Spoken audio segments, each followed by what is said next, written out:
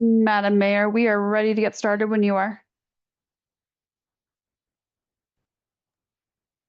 Thank you. Can we get an introduction from the interpreter? Thanks. Yes, good afternoon, everybody. I'm Andrea with the Community Language Cooperative.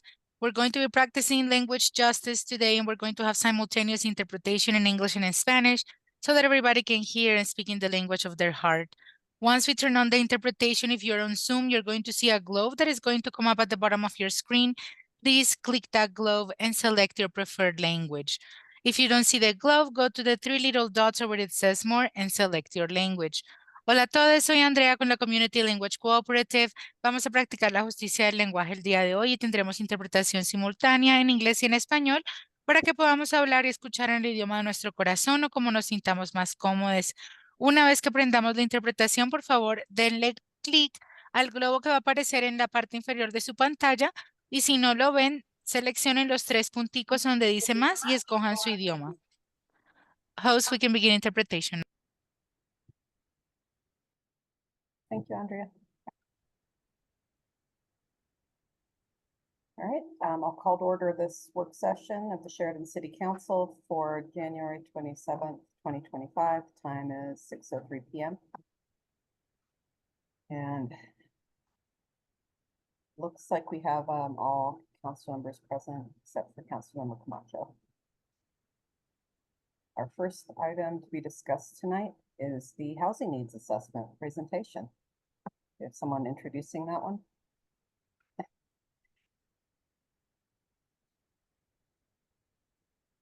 All right. Good evening, Madam Mayor. This is Andrew Rogge, Community Development Director. I think I'm going to turn it right over to Rachel and Matt with EPS. We've got a lot to talk about tonight, so we will let them dive right in.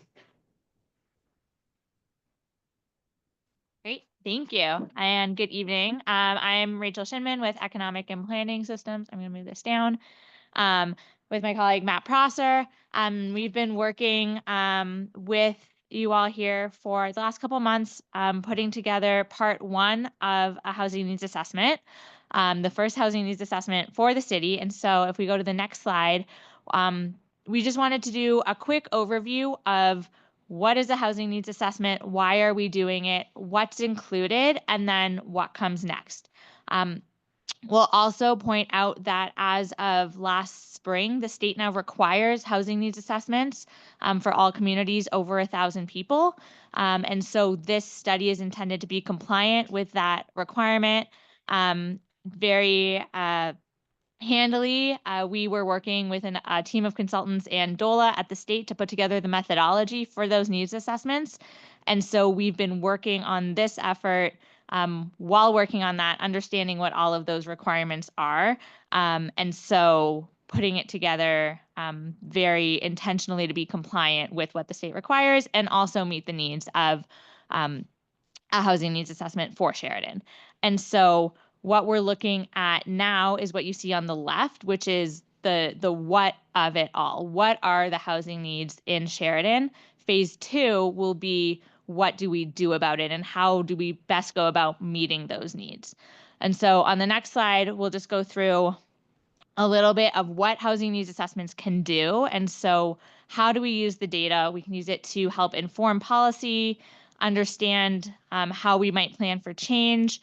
The data can help underpin grant applications for housing, for physical development to help support new programs, and then just underpin different policies and strategies and developments that we might want to do moving forward. The next slide just shows a little bit about what is not captured in a needs assessment. So it's not a project-specific market study. So when we start talking about housing needs, we'll be talking about general ownership, rental, affordability levels, but not getting into how many 2-bedroom units in what areas of the city we might need. That's a much more specific study.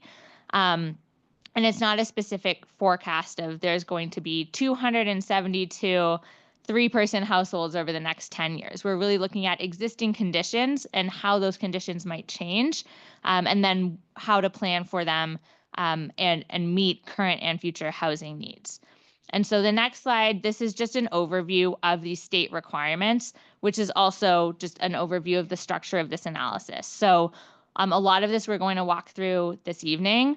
So looking at what is happening with the population of the city, with the market and employment, and then obviously the housing inventory, housing market, and then what specific housing challenges we're seeing. And then phase 2, really, as you see there, gets into what we do about it, what policies and programs, what types of development we might want to prioritize, all of those components. And so in this phase, on the next slide, you'll see what we'll be going over this evening and what will be in the report. So again, those population and demographic changes, jobs in the economy, and then really focusing on the housing market, of course, for a housing needs assessment, and then a particular focus on affordability. And then the last piece of phase 1, which we're not going over tonight, we're still working through, is the numerical needs and gaps. So looking at different affordability levels for ownership and rental, where are needs being met and where are needs not being met. So we're going to start at the end. On the next slide, we have 6 key findings, and the data that we'll be walking through tonight is organized around these key findings. Some of these we'll all be familiar with, and some of this will either be new or just reinforce some things that we've been seeing in the city.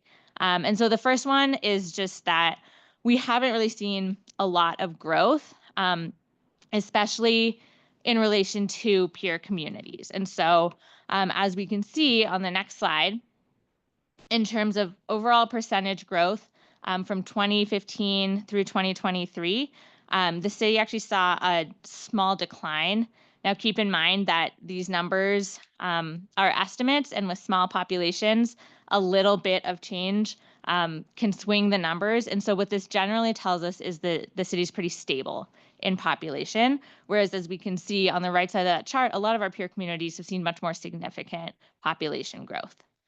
And then on the next slide, we actually see a small increase in households. And so households are, in the data, groups of people living together. And what this tells us is that we're probably seeing smaller households now than we have in the past in the city. When we see fewer people but more households, that's just those people being distributed in smaller things. So maybe more 2-person households instead of 4-person households. And then the next slide shows what is happening sort of within the population. And so this is changed by age group.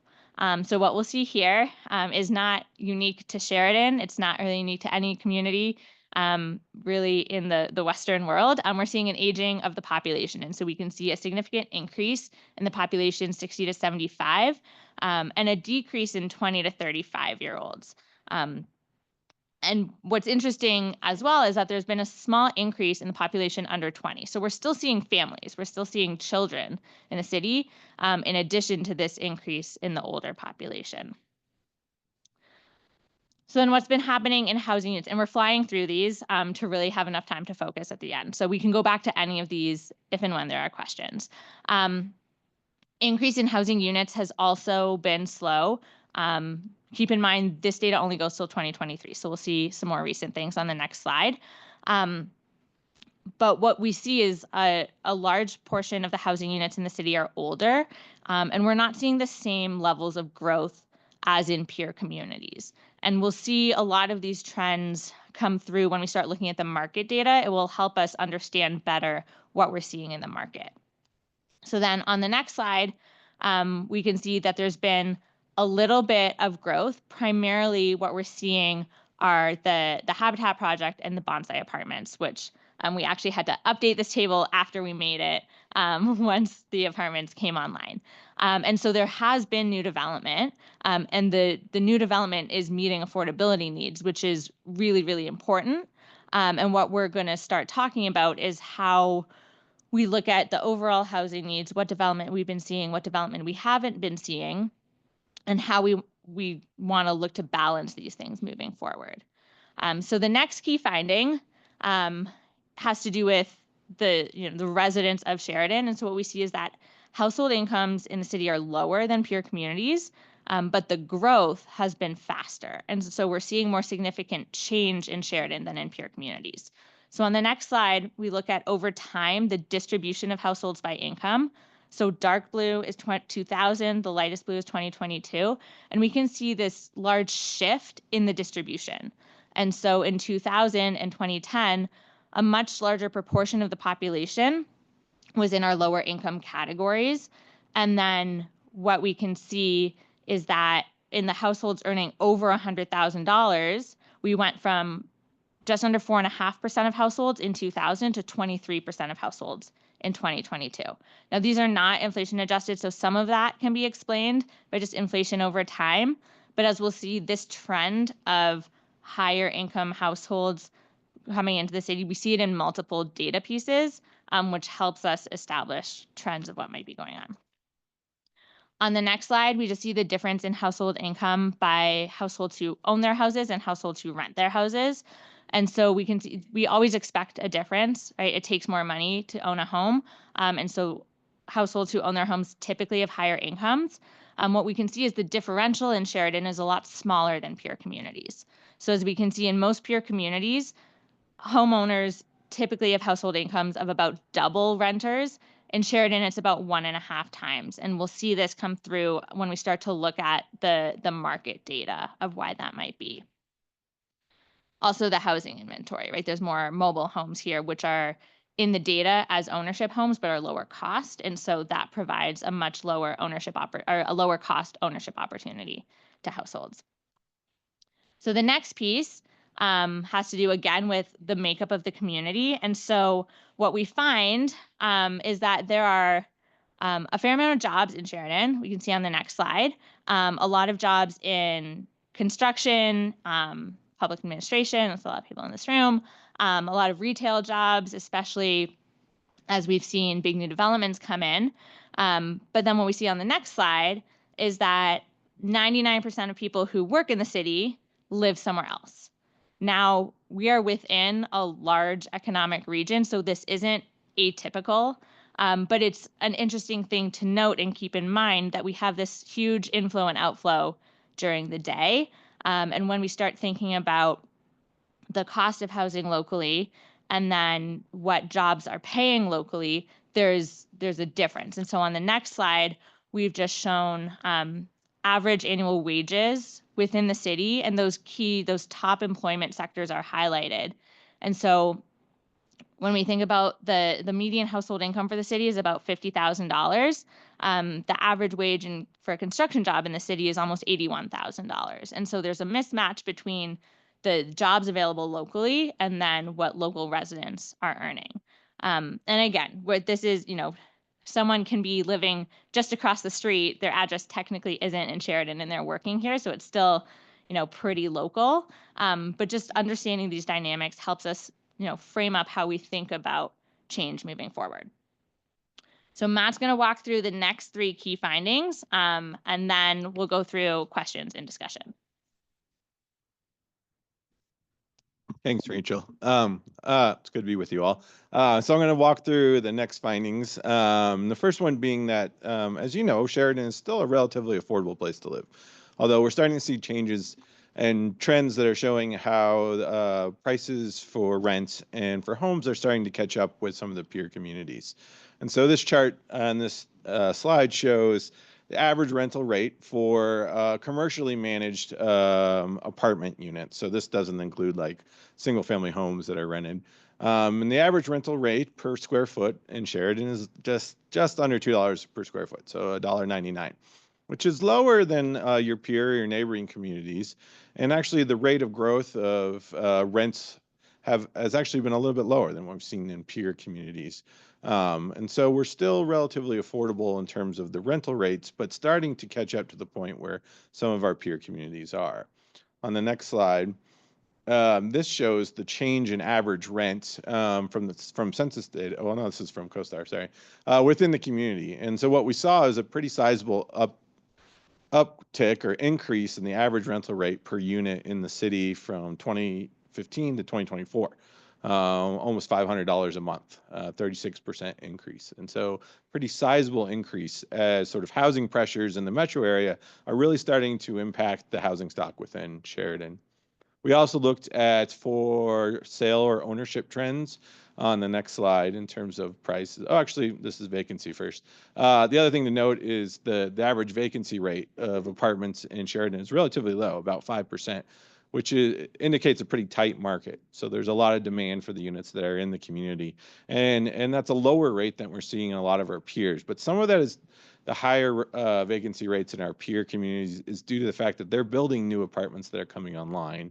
And some of that vacancy is actually new units. And so this data doesn't obviously yet reflect the bonsai development. And so there you might see some of that fluctuation in vacancy as that project comes in.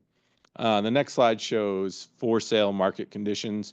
So we looked at what average home prices are based on a couple of different sources. There aren't real great sources to hone specifically in on the city of Sheridan. We looked at assessor data as well as Zillow data to try to get a sense. And so this data reflects what Zillow is telling us about sort of average home prices within Sheridan in 2024. About 434,000. There's a range in terms of sort of what they classified sort of the lower third in terms of sales price to the upper sales price, but a pretty sort of tight range of the types of homes that have been selling within the community. On the next slide is a really dense chart that you're not gonna be able to read from a glance, but really what we found from this were a couple things. Home prices within the community from 2000 and kind of through the Great Recession were relatively flat, relatively stable. But we've really started to see very significant increases in home prices since sort of the mid 2010s, so 2015 and through now. And really what's kind of struck out to us is really about a 7% annual increase in the home price within the community over the last 4 or 5 years.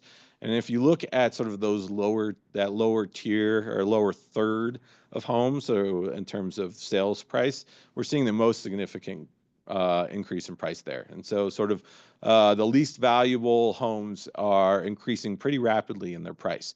And that is somewhat, we think, due to increasing desirability of the affordability of a home in Sheridan. And then also potentially it might be an indication of speculation of people buying homes and flipping them or scraping them and really sort of targeting those lower cost homes.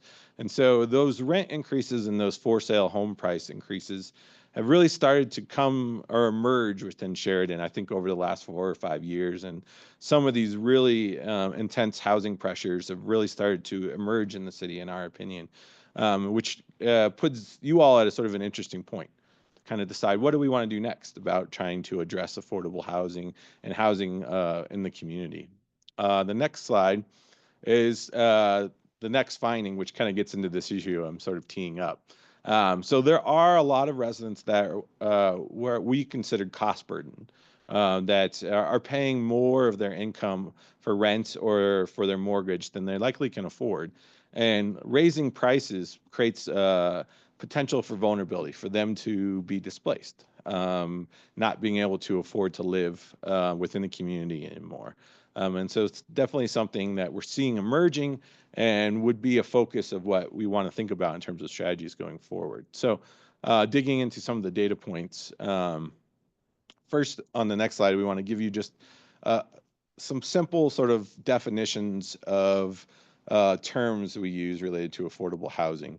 And so when we mean affordable from a sort of a general standpoint, is housing that doesn't cost more than 30% of somebody's gross monthly income to afford. And so the definitions of that for ownership housing and rental housing are on the slide, but generally about a third or a little bit less is what you should be spending on housing monthly. And so the census actually tracks and asks folks how much of their income are they paying towards housing. And if they're indicating that they're paying more than 30%, we call that cost burden. And that's an indication that you have some housing vulnerability potentially. And folks that are paying more than half of their income on rent are considered to be severely cost burdened. And so we've looked at data points related to that indicator. On the next slide, we've mapped out the percent of households within the community under different what is referred to as AMIs, or area median income. And so this the definition of what the median income of the community can change. There's a specific median income for the city of Sheridan that Rachel mentioned earlier.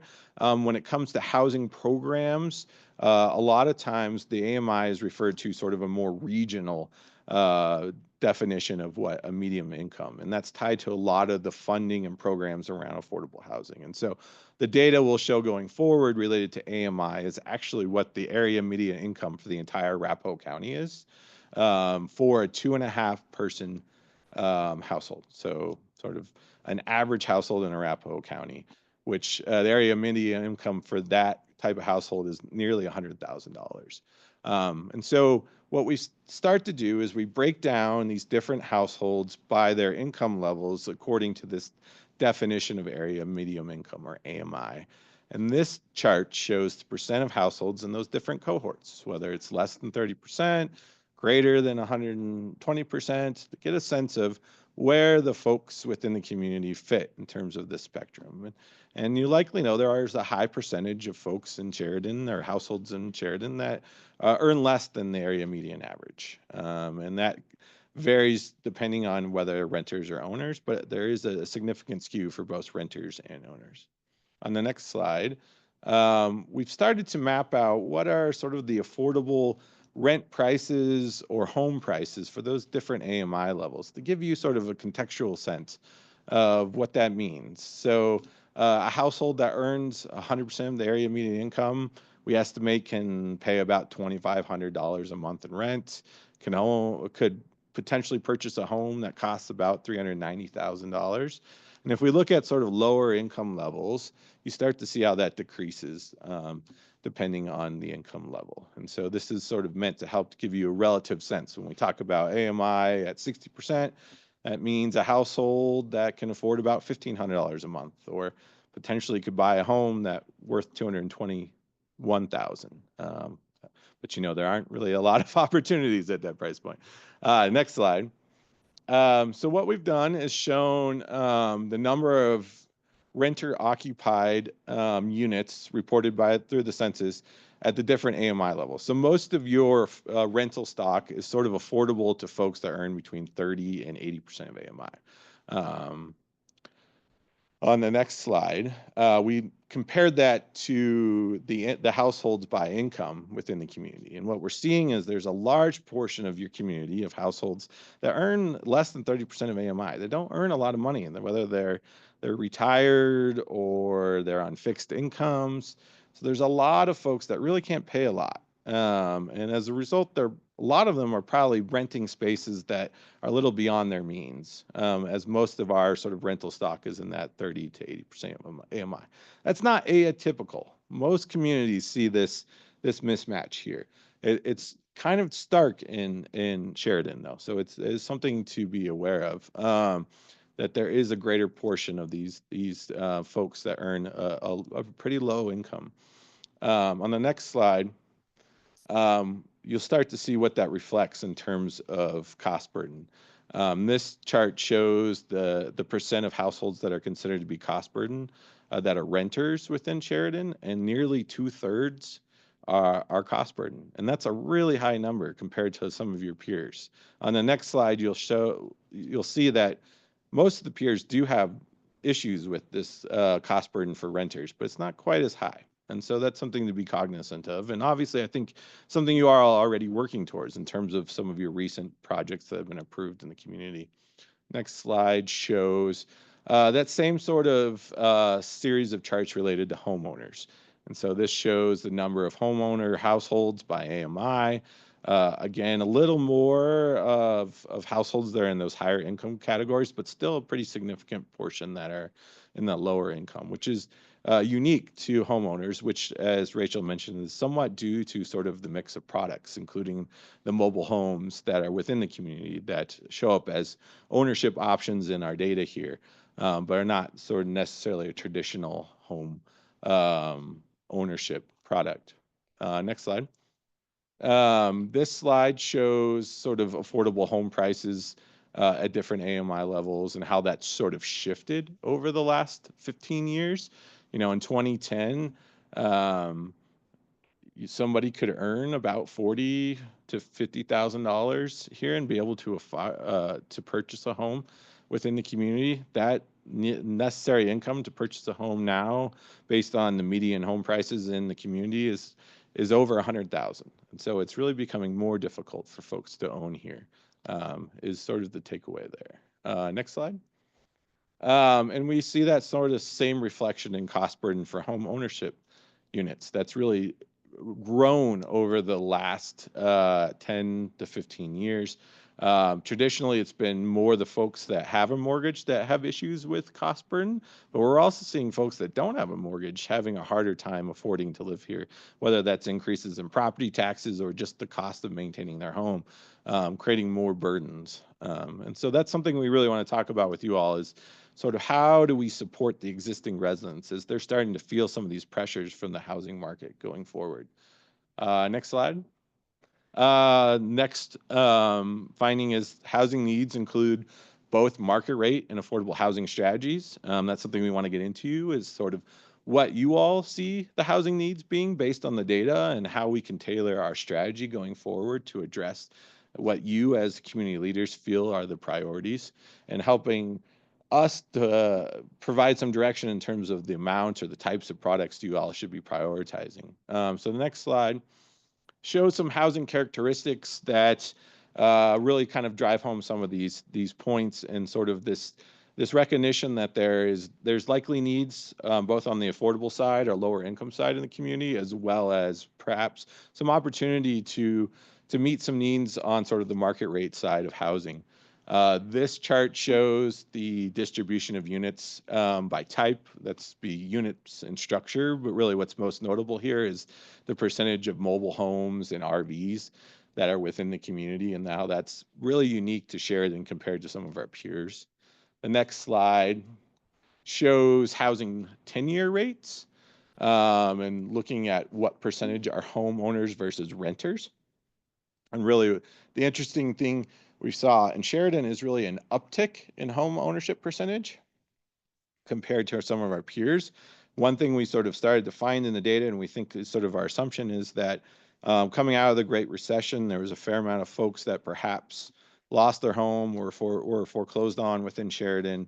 Those homes became rental homes in the sort of yearly parts of the 2010s, and then slowly started to turn back into home ownership units, which is sort of indicating that the increased value and desirability of the community for prospective buyers.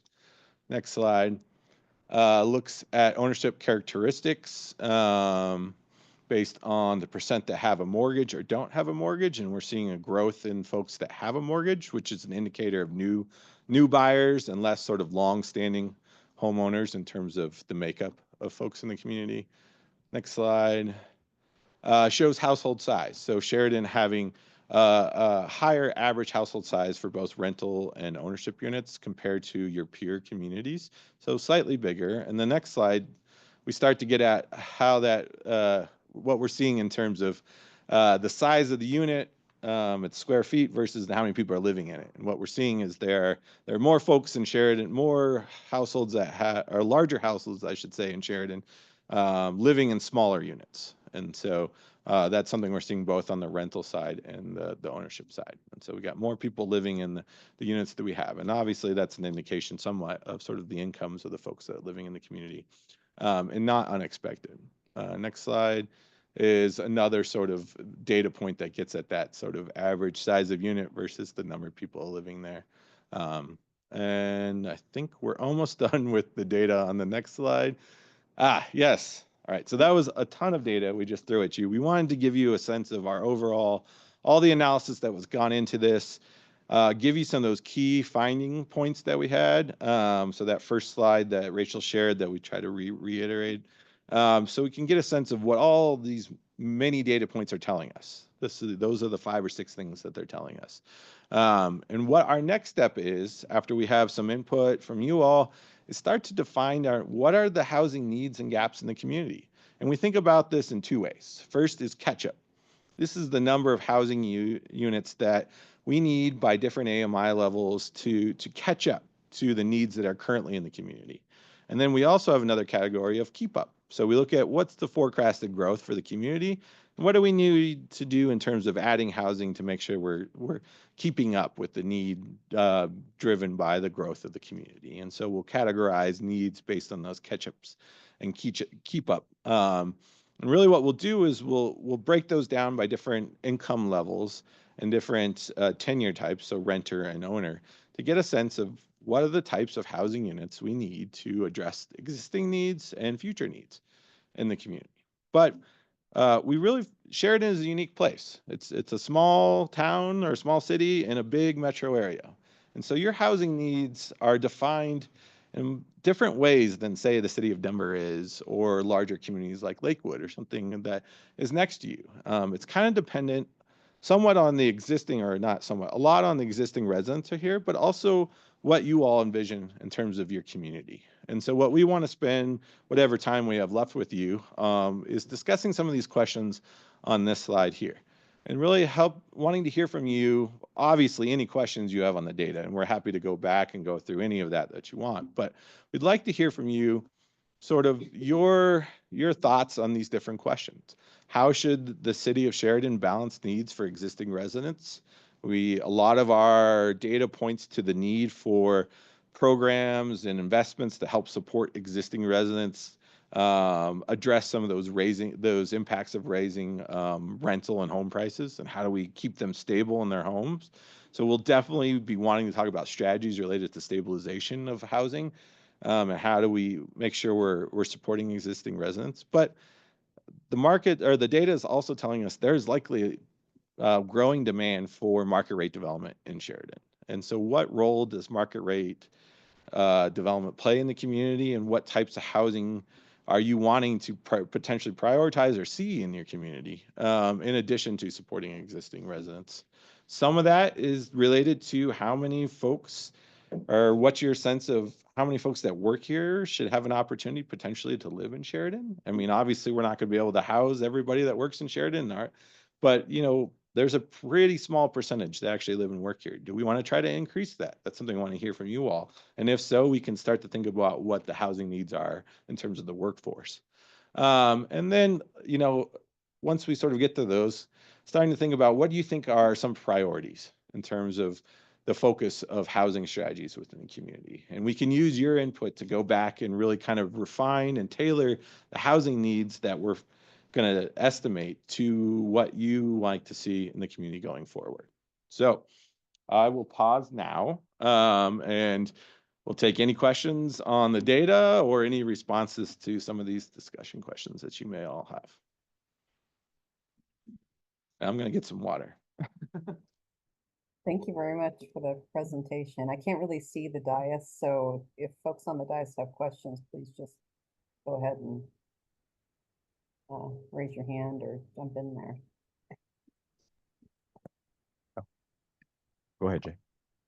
So Sheridan's been pretty stable, but I mean, we get a ton of revenue coming in through sales tax, and why change a thing? That's a good question. Yeah. That's a question for you all to consider in terms of what types of growth you would like to see or not see in the community. And so I'm not saying we don't necessarily have sort of a recommendation that you should grow or you should build these types. I think the one thing we are pretty strongly leaning towards in terms of recommendations is programs to support existing residents, whether that's owners or renters. But beyond that, in terms of whether you're wanting to attract certain new types of market rate development, that's kind of based on what your plans for growth are, and how you really feel like you need to address the needs of the community. What do people think about the question on the living and working in Sheridan? Like, is that even a priority? I think for that, Mayor, I think it's a little hard because I think a lot of the businesses here in Sheridan are customer service, stores, fast food restaurants in this area. that don't pay that well. So it's kind of hard for people to afford getting a home. Mhm. Apartments probably easier. The new the new one that just came that went up at the bonsai, stuff like that. I think may be good for that, but I think the people that work in Sheridan would probably have a harder time affording to buy a home in Sheridan. Mhm. I live in Sheridan, and my house is, I checked, is more than I can afford now. Mhm. Like I can't afford to if I had to buy it. I mean, I am buying it, but if I had to buy it now, I wouldn't be able to afford it. Um, and I work in Inglewood, but I think that a lot of the people, a lot of the residents, the reason why they all live together, and it's usually in smaller homes because they all work here in Sheridan. They're at McDonald's, they work at Target, they work at these places that aren't paying them a living wage. Mhm. So I think it's just a little harder for them to live in their city when there's not much of an option of housing when it comes to price wise, I guess. In my opinion. Yeah, I think that's something we might have a perception on, we don't really know, but I think, you know, my perception is similar to yours, that there aren't a lot of like, business, like professional management type positions available in the city unless you're working for the city itself or for the school district. Mhm. Yeah, one of the larger industries is construction, which may mean that the construction company is located here, but it doesn't necessarily mean that their workers are coming to Sheridan, or they might be going elsewhere for their projects. And so that is a pretty transient industry. But there are a collection of sort of professional and business services employers within the community that do pay a little bit higher wage. I think you make a very strong point that a lot of the retail jobs pay wages that kind of reflect the housing stock that's here now. And so it seems like you have that a good match there. And it's perhaps, is there a question, or do we want to target some of these workers in other industries? But sounds like that's perhaps not a big priority, is kind of the indication I'm getting from you all. And I think that was, and I'm sorry to interrupt here, guys, but jump in. I think that was one of my questions when I first saw this piece of the data there is, how much of a priority should that be for us? I mean, there are obvious benefits that come along if you're trying to provide housing for your workers that are in the city. So there's sustainability benefits. There's a number of different things that can be beneficial, but how much of a benefit is it? I don't know. And how much of a priority should it be? Mhm. And it's just because I don't understand it well enough. But that was one of the ones that jumped out at me as well, and saying, you know, should that be a priority? I don't know. My gut right now tells me there's maybe other things we could focus on, but yeah. And I feel like I mean, the study seems to show that we do have housing available at various affordability levels. So, you know, if people who work here wanted to live here, it seems like they might be able to find something, right? So, I mean, maybe there's just not that desire or need, or, you know, there's other reasons why being outside of the city is preferable to them. I think we are in a unique situation where we're such a small community. You have to kind of look beyond our boundaries in order to find employment sometimes, or Mhm. accept others to come into our community as well for employment. I mean, obviously see that in the data here. Um, I don't know how we would technically address that other than finding some new businesses. I think that's a hard thing to address at this Yeah. moment. Yeah, I mean, the one way that we would look at it, or a couple ways we look at it, we would look at sort of the number of jobs and what sort of group them by wages, and sort of start to create what the number of potential demand for housing at different price points would be. Kind of compare that to what you have and say, perhaps some of these workers that earn, a middle to high income, perhaps there aren't really options they'd want in Sheridan. And the question would be, is that something you all are wanting to try to address? And so we can document that, but again, it kind of comes down to somewhat of a policy decision. Or is that, are we wanting to create more opportunities for folks to live and work here, or not? And then, I'm not sure there's necessarily a right or wrong answer to that question. It's sort of community value or preference that you would have to express. But we can provide the data to allow you to at least understand what those potential needs and demand might be, driven by the workforce, and how that might align with future projects that come along. And so that it might be a tool for you to use when you're considering proposed developments as well. Yeah. I feel that even with the workers, the people that work in the city, right? With the bonsai, if they make a certain amount of money, they can live in the bonsai. Mm-hmm. $1,100 a month for rent. Come on. You know what I mean? Yeah. You can live in the bonsai. So we already have low income housing. As far as what I would like to see, I would like to see more development, futuristic, more modern.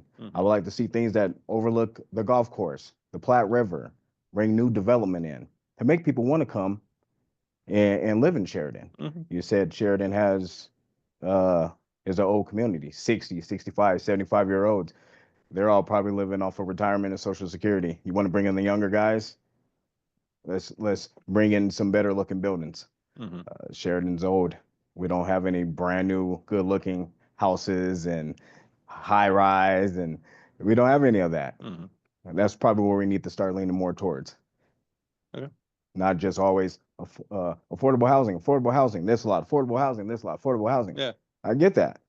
But let's start bringing in some nice looking condos or 40 unit, 30 unit, whatever, 12 unit apartment complexes. Yeah. With parking that makes sense. You know what I mean? Yeah. Yeah.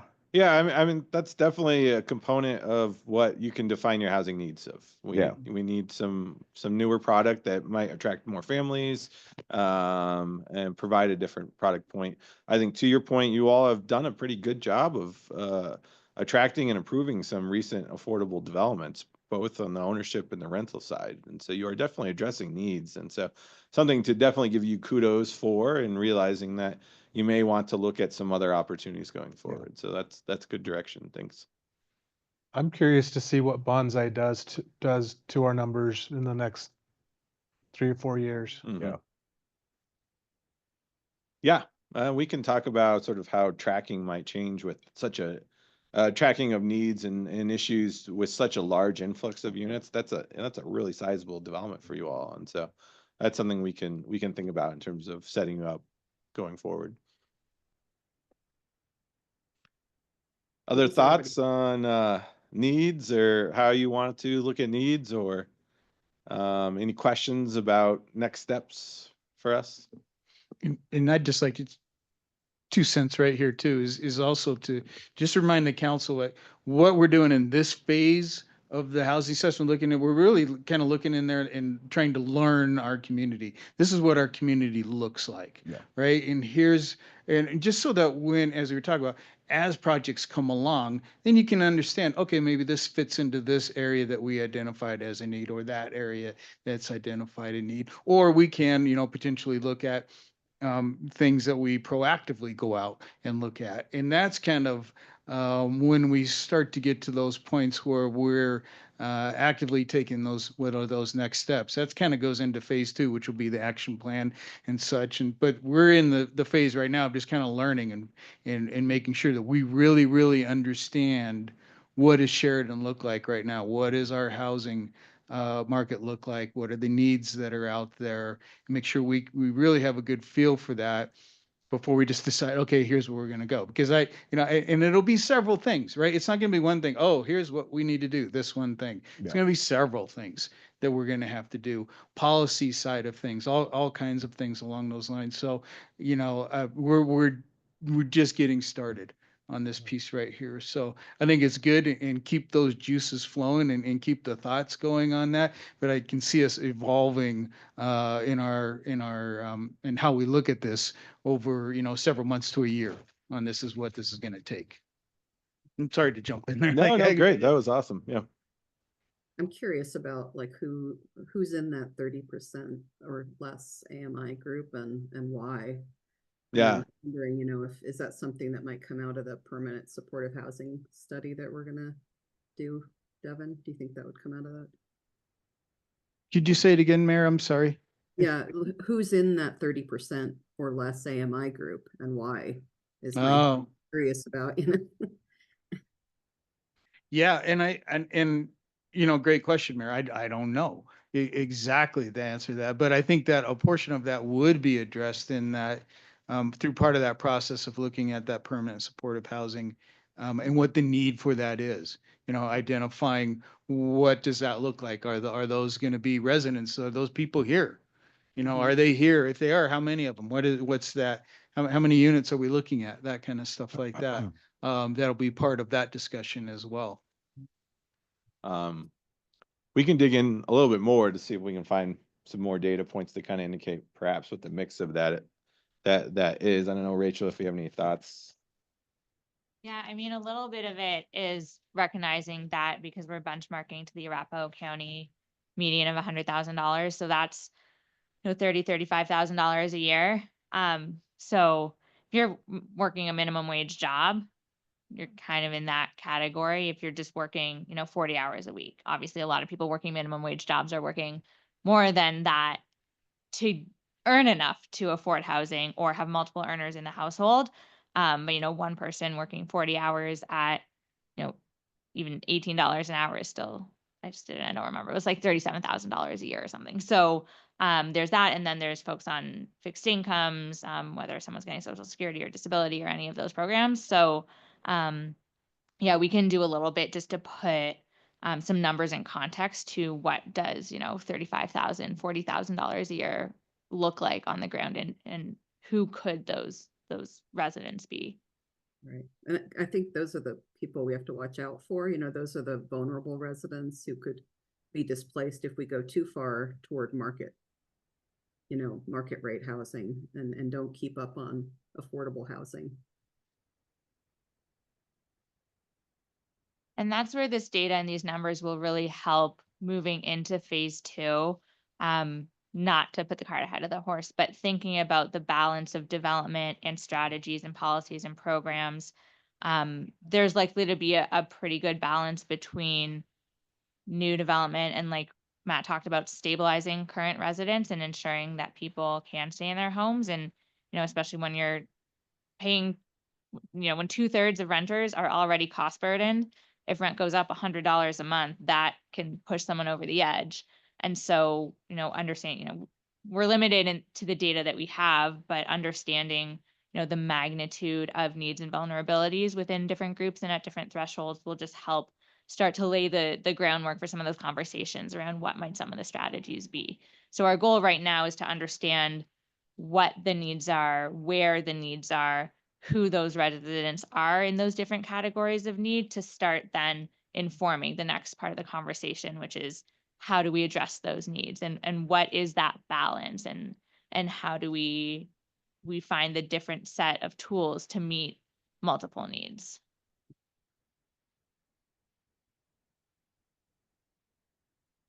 I think Was there anything in this data that surprised anybody? When you guys were looking at it, you just kind of like, whoa. I think the extent of how many people are cost burdened was surprising. I mean, Yeah. I obviously knew it was going to be high, but I didn't expect it to be that high. Yeah.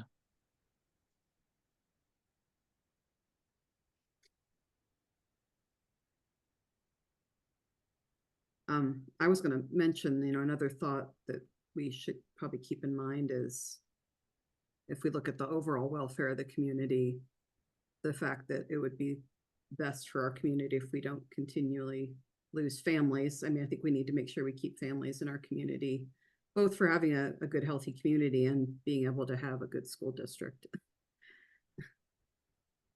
Yeah, I think that's definitely a unique aspect of Sheridan is your localized school district, and so the health of that, which is can be a great asset if it's something to consider going forward. I think some of this also helps us understand as we move forward. Um, sometimes we talk about like a base case or do nothing scenario. And so we can see what the trends are and the changes that are starting to happen.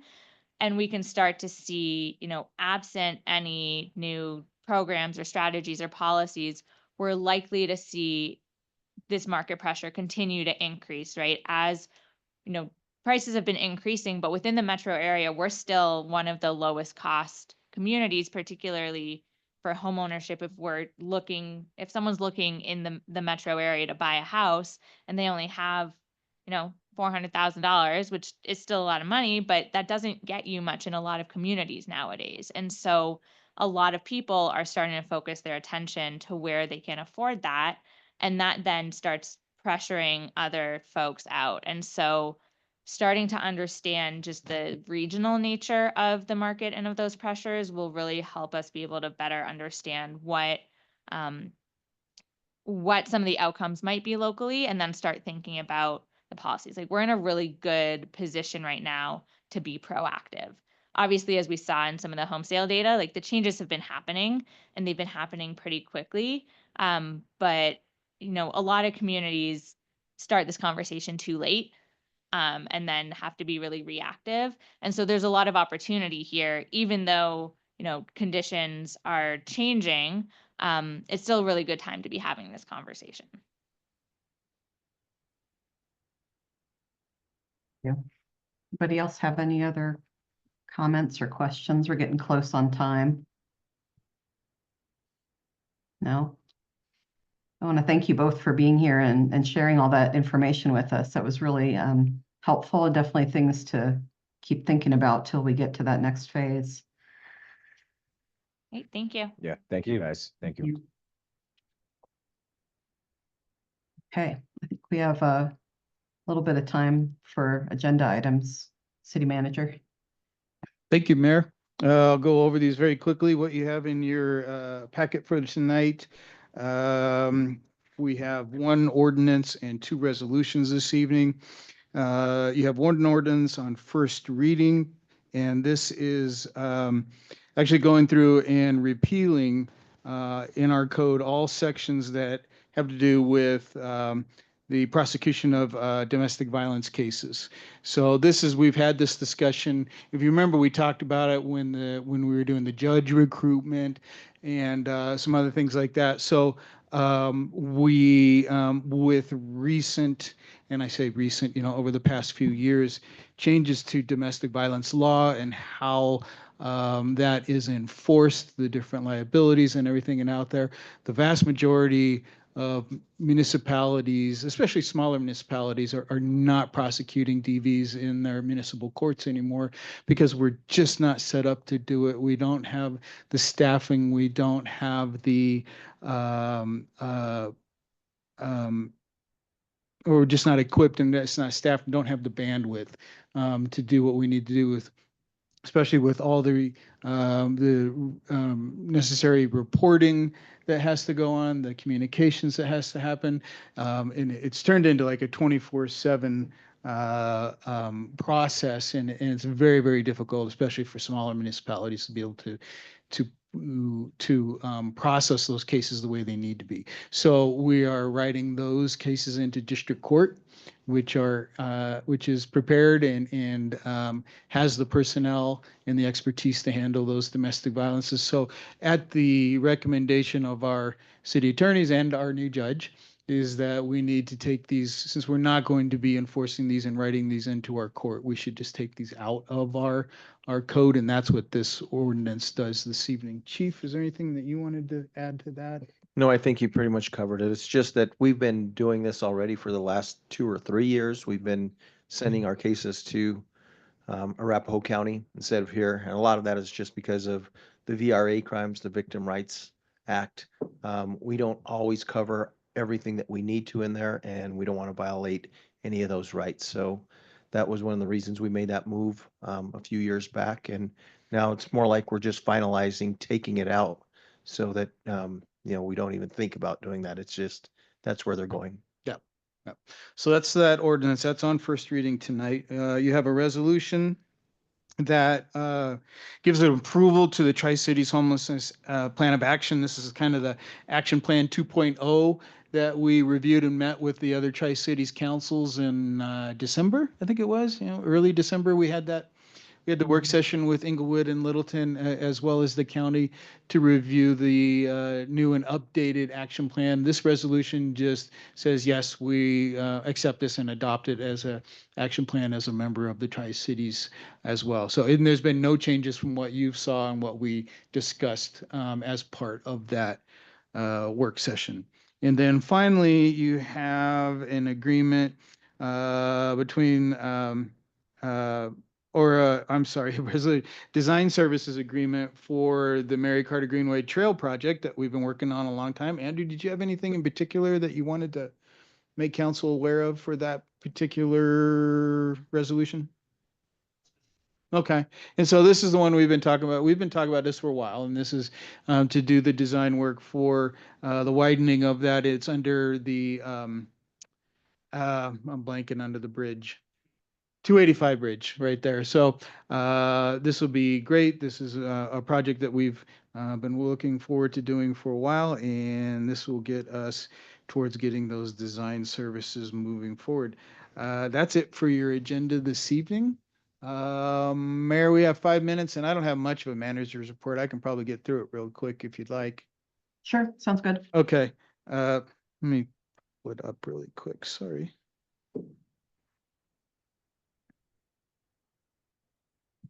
Actually, it might take longer than I thought. As I'm looking at this, yeah, I think maybe, Mayor, I'll do it during the regular session. Okay, If that's okay. Okay. why don't we adjourn? We'll adjourn this meeting at 6:58 p.m. and we'll have a couple minutes break here.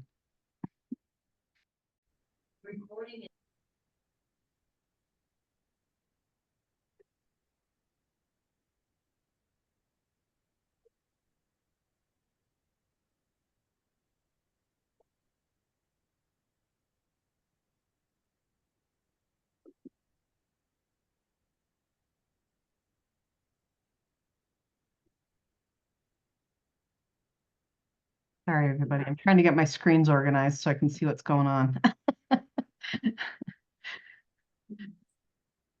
Okay. Andrea, why don't you go ahead and introduce again? Thank you. Good afternoon. We're going to be practicing language justice today. We're going to have simultaneous interpretation in English and in Spanish. Please make sure to turn on the interpretation by clicking the globe that is going to come up at the bottom of your screen or the 3 little dots or where it says more on your Zoom. Hola a todos, soy Andrea. Vamos a practicar la justicia del lenguaje el día de hoy. Tendremos interpretación simultánea en inglés y en español. Por favor, seleccionen su interpretación dándole clic al globo que va a aparecer en la parte inferior de su pantalla o dándole clic a los 3 punticos donde dice más en su Zoom. Thank you. We can start interpretation now. Thank you. I'll call this regular meeting of the Shared City Council to order for January 27th, 2025. Time is 7:03 p.m. Can we have roll call, please?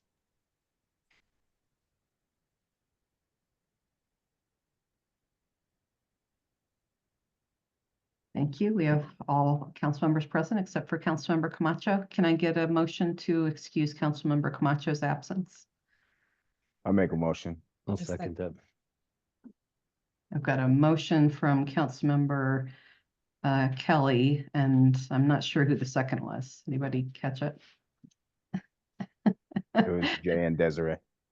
It was both of them at the same time. We'll say those right. Ladies first. All right. All in favor, say aye.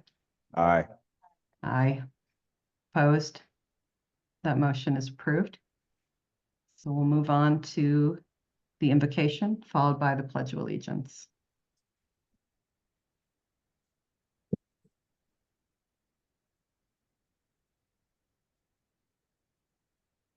Precious Lord, please give us guidance in this meeting, because a lack of guidance causes a nation to fall. but victory is won through many advisors. Lord, let us not be misguided in this meeting so that we do not lead to decisions that produce ineffective results. I pray that you direct our steps so that this meeting can achieve our kingdom aims. We place you at the center of this. Amen.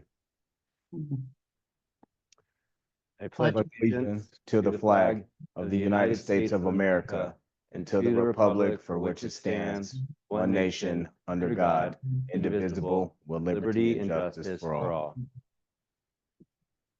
Thank you. Do we have any changes to the agenda?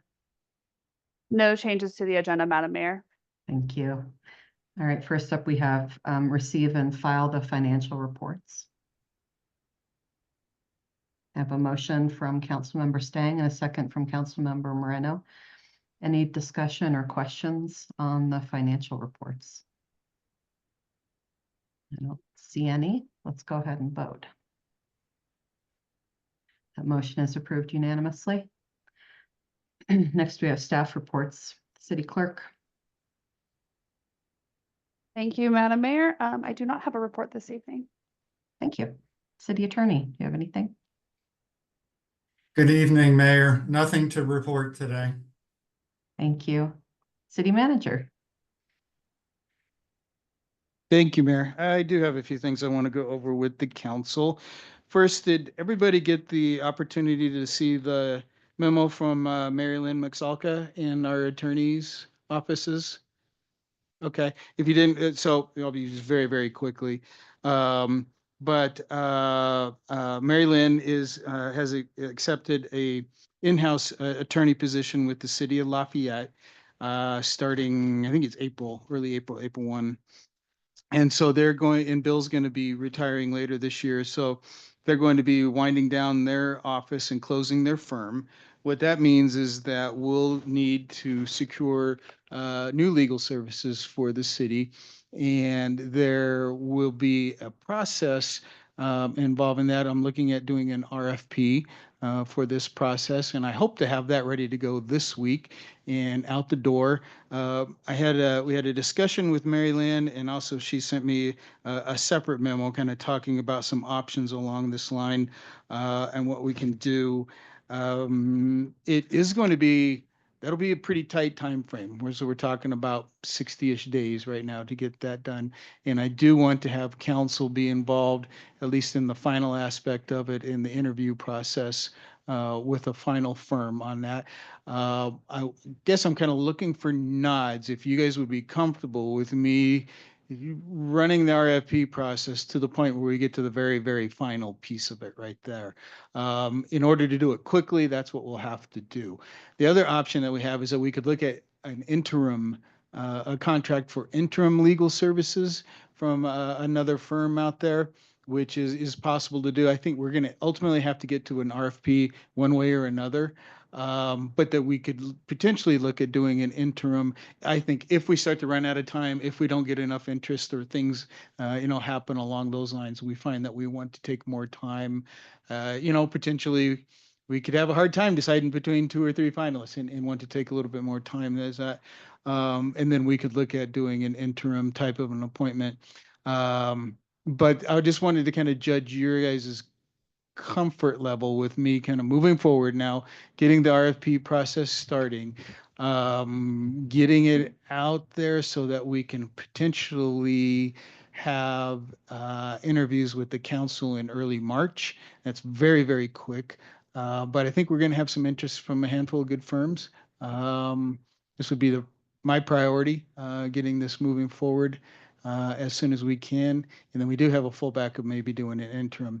This also, on that kind of a time frame, would give us the opportunity for, hopefully, if we get somebody on board soon enough, they would have the opportunity to work with Mary Lynn, Bill, Scott, and their firm as far as file transfers and doing all of those kind of things, which they've indicated they're going to be helping us with, regardless which way we go on this. So that is where I'm going today on that. Does anybody have any concerns with that? I'll get back to you later this week, I think, with more firm dates and what that looks like. But I'd like to get the RFP out, I think, this week, give people 3, 4-ish weeks or so, get those back, review them, and schedule some interviews with folks. And that should put us into early mid-March, something like that. And then, so maybe at one of our March meetings, we'd be able to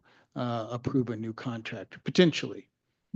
I feel like it puts a lot of pressure on you, but if you're comfortable with that timeline, go for it. I'd like to try it, Mayor, if it's okay. And like I said, we can, if it gets to the point where like, oh, we need to slow down or we need to take some more time with this, that's possible. We can do that. And I really appreciated Mary Lynn, saying, hey, here's some options that you can look at with that. So, but I do know, council, there are 3 positions that the city council is ultimately responsible for hiring. One is the city manager, one is the city attorney, one's the municipal judge. So this is something we don't want to rush. And if at any point we feel like you guys feel like it's too rushed, please let me know. And we can take steps to slow it down, to take some more time, to take some more, whatever we need to do on that. So. Yeah, but you're saying that you'll go through all the interviews and pick the person who you think is, well, the firm you think is the best, and then we'll I think touch I would bases on it. I think I'd like to get it down to 1 or 2. Yeah. Something like that and then have you guys interview them, review their bona fides and weigh in on that because they are your attorneys as well. While it is I look at this as a little bit different than the municipal judge in that most of our staff doesn't have daily interactions with the municipal judge. Of course, staff obviously does and such, but with the city attorney's office, almost all the staff has some level of interaction with the city attorney's office almost daily in some aspect or another. So I'm very interested in getting of having a staff review and having my ability to be involved in that review and the staff maybe more so than we had with the judge. I think I involved you guys maybe a little bit more with judges and getting to that final point with that.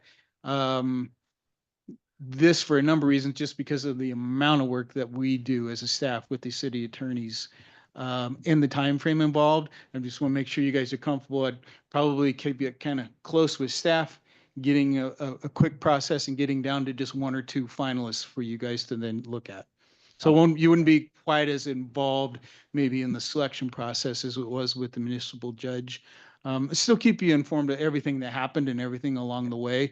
And then at any time you have any concerns like, hey, well, we need to take a time out and we do this, we can do that. We've got plans to be able to accommodate that. I'm personally fine with that. If you can get down to, 1 or 2, I'm cool with that. Okay. Yeah, I think I'd be more comfortable, if we have 2 good candidates, have the 2 up and it would give us the experience of interviewing them because we've been really fortunate with Hayashi and McSalka to have such a longevity with their firm, but we don't know what the future may hold. So it might be helpful to have counsel kind of have that experience of interviewing an attorney firm. Yeah. Okay.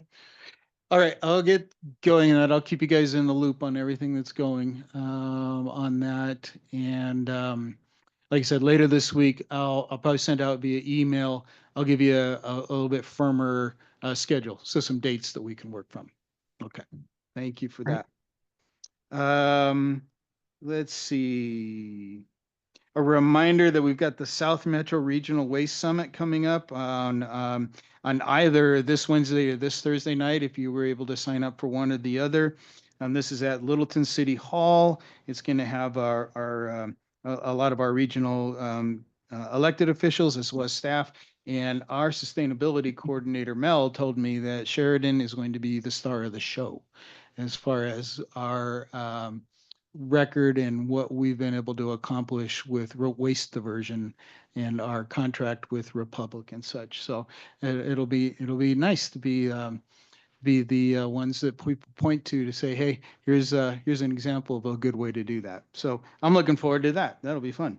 And I hope if you signed up either on Wednesday or Thursday, I think I'm going on Wednesday night. I'm not sure when all our other people are going, but we'll have folks, I think, both nights. I'm going Wednesday too. Okay. Just real quick, I attended a training seminar with Dr. Cog on artificial intelligence in local government. And I think this is going to be a really interesting few years with AI and how it impacts government at all levels, but especially at local government levels. And what do we need to be aware of? How do we get in front of some of these things? How do we how do we take advantage of this in the most efficient and beneficial way for our citizens? So was very interested there. And I think we're just kind of getting started on these as far as what are some best practices with AI in local governments. You know, some of the more adventurous governments out there are trying things and putting things in place, and it'd be interesting to learn from them and see what they do. If you guys are aware of any of that, if you guys know anything about AI, just and you say, hey, Devin, you ought to be checking this out. Let me know, because I'm very much just learning on it as well. It's very, very interesting to see some things that it can do out there. Like you can tell it to, hey, generate this kind of a form for me for a program that you're working on, and it can pull up, you know, a form for you, design at least a draft form that you can then look at, where maybe would have taken you a couple hours and now it just took a couple minutes, and you're like, hey, this is a great place to start, and I can start working from it. I know Jen is using it. She's way ahead of all of us. So she's been working on with AI already, but it was exciting. And then the last thing, let me, I meant to hand this out to you guys before the meeting and I forgot. Oh, do you mind, Chief? Thank you. This is just a real quick update on where we are with the Bridge House Ready to Work NAB Center building. So we're getting, it's exciting. It's getting to the point where it is getting very, very close. So we are approximately 80% completed on budget expenditures and funding expenditures for that. They are working right now on, well, most of the drywall is in place, and they're looking at interior trims now. Concrete floors are done. They're going to be putting wood floor overlays in soon. Like I said, trim. They're getting a lot of the appliances and such in for bathrooms, kitchens. Let's see. Most of the external work is done. They've got some fencing and painting still waiting for warm weather. Doors and locks are all going on. And then they don't have the HVAC in quite yet, but he was saying about how the building is already heat efficient. So that's good. Overall project schedule, they're on schedule for a March 2025 opening. My guess is it'll probably be a late March opening. And let's see if there's anything else on there. They're still pursuing capital. They're still looking at grants and getting stuff put together. But I think that's about it. The location. I think that's it. Now, Mayor, I'd be happy to answer any questions. Anybody have any questions for city manager before we move on? Devin, what's the address? It's on, oh gosh, Windermere? Yeah, it's on. Windermere, and I can't remember off the top of my head, and I don't have it right in front of me though, but it's Windermere and I don't know what the nearest cross street would be, maybe. Like south of Bellevue? South of Oxford. Ish. Yes. It Okay. just north of Bellevue a bit. Yeah. Okay. Yeah. Any other questions? All right, Chief, you got anything for us? I just have one thing tonight, Mayor. I would like to introduce our new commander and have him say a couple of words. But Eddie, if you mind stepping up to the podium up there. But Commander Ledger is a fantastic fit for the Sheridan Police Department. He is such a wonderful person. One of the things I take pride in myself is people usually will say good things about me. I pay a lot of money to get those answers, but Eddie doesn't have to do that. You talk to anyone that knows Eddie Ledger, and there is good words that come out about him. And it's not only because he's a nice person, but he gets things done, a tremendous work ethic, and just a outstanding land for the Sheridan Police Department. So I'm just happy that he's here because you all know that I love this place very much, and that I only not want when I'm here to continue to be great, but to set up when I leave that we have great people too. So so we have Commander Ledger here, and we have Commander Connolly, who's outstanding. I think we have such a solid team. It's the strongest team I believe we've had since I've been here, and I'm very proud of it. So, Eddie? All right. Well, thank you, Chief. Thank you for the kind words. I'm excited. I was sworn in on Wednesday. To tell you the truth, when I met with the chief to talk about my interest in coming to work for the city of Sheridan and the Sheridan Police Department, I went home, talked to my family about it, and prayed about it. And I'm excited. I come from a community that's very similar to this community, so I feel at home working here and with the people. Just listening to the meeting here, really goal is to serve the marginalized communities that we have here in around the city and outside the city. So I come from a big family, so I think Wendy was telling me that there was a lot of hits on my video of my pinning ceremony, and I said that's probably most of my family. So, but I'm excited to be here. I'm excited to work with the team, excited to work with the manager and the chief on making it a better place and a safer place for all of us. Thank you. Congratulations. Yeah, Thank congratulations. you. Welcome. The chief laughed when he said, if he ever leaves. I just wondered if someone on the dais was like crossing themselves or something. He ain't going nowhere. Yeah, exactly. You're like, you're not going. Councilman Moreno was saying, go ahead and leave now. Yeah. All right. Okay, we'll move on to the minutes. Minutes of the regular city council meeting of January 13th, 2025. I have a motion from Councilmember Kelly and a second from Councilmember Stang. Any discussion on the minutes? Please cast your votes. That motion is approved unanimously. Next, we have the consent agenda, approval of disbursements. Authorized disbursements that have been or will be made from January 1st, 2025 to January 15th, 2025 in the amount of $356,504.01 per the reference and attached transfer of funds.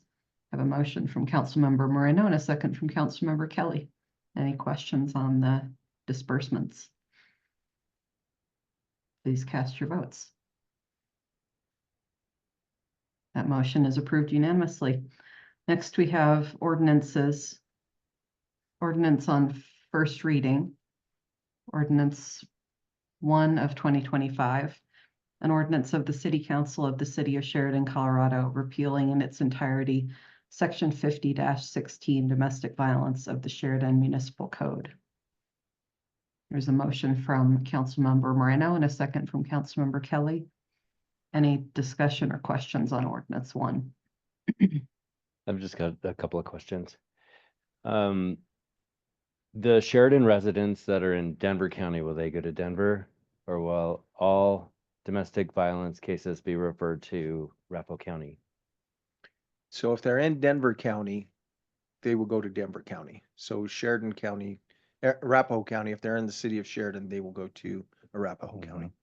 Okay. And will Sheridan Police still respond to domestic violence calls, or will it be Arapahoe County Sheriff? No, absolutely. Sheridan Police Department will still respond. We'll do all the paperwork. We'll do all the presenting to the courts. It'll just be held in a different venue as far as for the courts. Why do we need to remove this? The wording, why not just leave it and continue as is? It's been at the recommendation of both our municipal judge and our city attorneys that if we're not going to be enforcing a law, to not have it on our books. So it's kind of just best practices that if you have no intention of enforcing something, you should just go ahead and take it off of your books, because you're setting up potential conflicts or questions about why do you have this on your books if you're not going to be enforcing it. So it could end up tangling up the city in some type of a future claim with regards to either our involvement or non-involvement in a DV case like this. So just to make it very, very clear that there is no chance or no intention for these cases to make it to municipal court, we should have it out of our code. For example, we don't enforce certain things that only the state does. We don't have it in our books, but so we should not have things in our books. And again, just best practices. Don't have laws in your books that you have no intention of enforcing. Any other questions? No? Okay. Please cast your votes.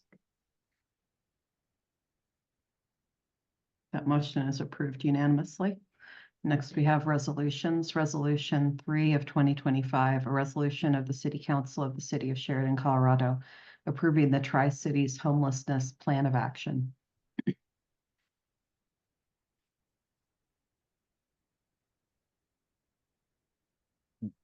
Sorry, my meeting just kicked me out. Jenna, what you over there doing? I didn't do anything.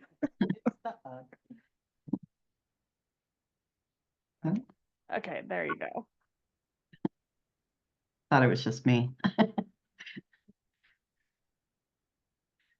Now you should be able to put a motion and a second in. Okay. There we go. Yeah. I have a motion from Councilmember Kelly, a second by Councilmember Moreno. Any questions on resolution 3? Please cast your votes. That motion is approved unanimously. Next, we have resolution 4 of 2025. A resolution of the City Council of the City of Sheridan, Colorado, approving design services agreement for the City of Sheridan's Mary Carter Greenway Trail Project between the City of Sheridan and David Evans and Associates, Inc. I have a motion from Councilmember Whitaker and a second from Councilmember Kelly. Any questions or discussions on resolution 4?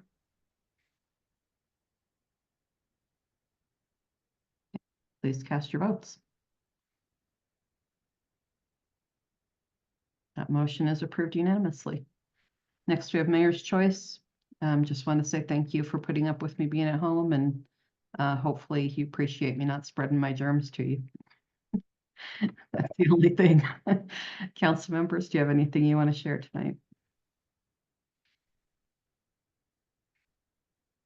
No, I'll wait until the balls get rolling for Dr. Cog and CML. They're just getting started. So there was really nothing, to report yet, but I feel like there's going to be some stuff to report soon. Yeah, there's a lot of legislation and you never know where it's going to end up. Okay, any other council members have anything to report tonight or share? I don't see anybody. Okay, we'll move on to public comment. We have 20 minutes for public comment, 2 minutes per speaker if there's anyone who'd like to speak to the council tonight. Please state your name and address for the record. Let's see, my name is Gary Bean. I'm with the VFW down on Arapahoe, Federal and Havana. Appreciate you guys' support and everything that we do. I just want to mention if there's a senior dinner coming up in February 15th, the day after Valentine's Day. And because of that, we won't have a dinner on Friday nights like we normally do, but we're inviting all seniors of the Sheridan community to come join us at 10 o'clock. Right. Thank you, Mr. Bean. Maybe Wendy can maybe send something out on that. Yeah, we have a press release coming to you, ma'am. Great. Gary, just to confirm that time, you had 10 o'clock PM for your, or AM for 10 It's a AM, luncheon. so it's a lunch, okay, a thank you. luncheon. Till Just wanted about to 4. verify, Till about 4. 10 AM to 4. Thank you. Great, thank you for sharing that with us. Anybody else from the public who'd like to speak to council tonight? I don't see anybody else there. Okay, we'll adjourn this meeting at 7:29 PM and move into our Sheridan Redevelopment Authority meeting.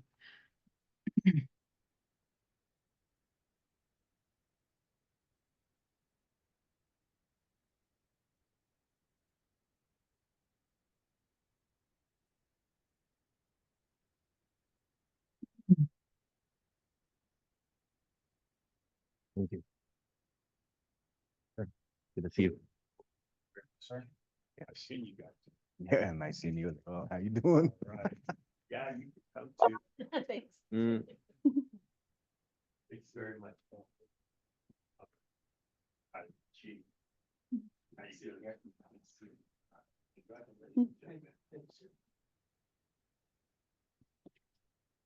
Thank you very much. Thank you. All right, we'll call to order the Sheridan Redevelopment Agency meeting for January 27th, 2025. Time is 7:30 PM. We have roll call.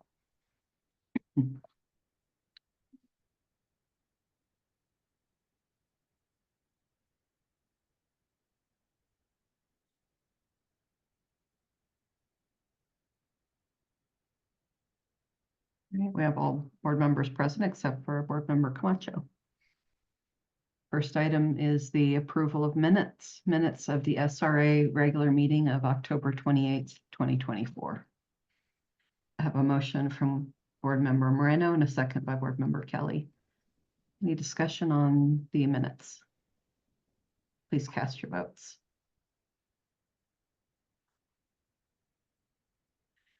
That motion is approved unanimously. Next, we have financial reports. Receive and file the financial reports.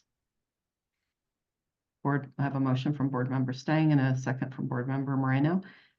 Any discussion on the financial reports? Please cast your votes. That motion is approved unanimously. Next, we have the approval of disbursements. I'm not going to read out the details tonight. I don't think my throat can take it because we've got 3 months worth. So we'll just say, I'll take a motion to authorize the disbursements. We have a motion from Board Member Whitaker, second from Board Member Moreno. Anybody have any questions or discussions on those disbursements? Please cast your votes.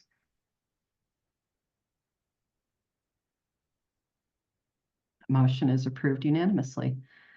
Next, we have new business, the Pinnacle Report. Why Teresa's been hanging out all evening. I have been, and I gotta say, I was homesick today, so I'm leaving my camera off. I appreciate that you have your camera on. Trust me, you just want my name on the black and white up there. So, but hey, the big thing for the SRA, December is a big month as far as doing all of our calculations and everything.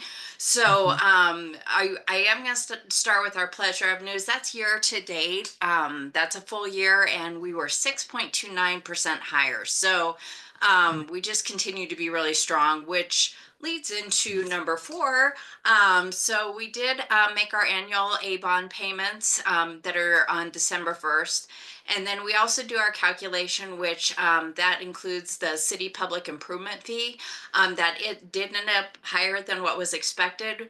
We transferred $1,224,282 to the city. And as you remember, you'll see on the city side that 50% of that then gets transferred to the capital fund to help support the streets projects.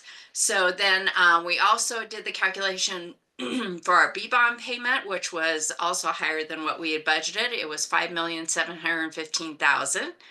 And then we are required to submit the budgets to all the appropriate people, and we did do that by December 31st.